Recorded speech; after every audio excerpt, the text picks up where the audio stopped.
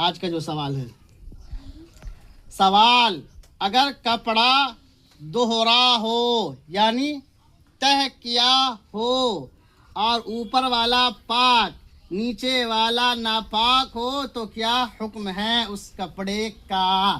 समझ गए सवाल? चलिए जवाब सुनिए अब। जवाब, अगर ये दोनों आपस में सिले हुए ना हो, अगर सिले हुए ना हो और ऊपर वाला इतना मोटा हो कि नीचे की नजासत की बू या रंग मालूम ना होता हो तो नमाज जायज़ है, यानी नमाज हो जाएगी। समझ गए?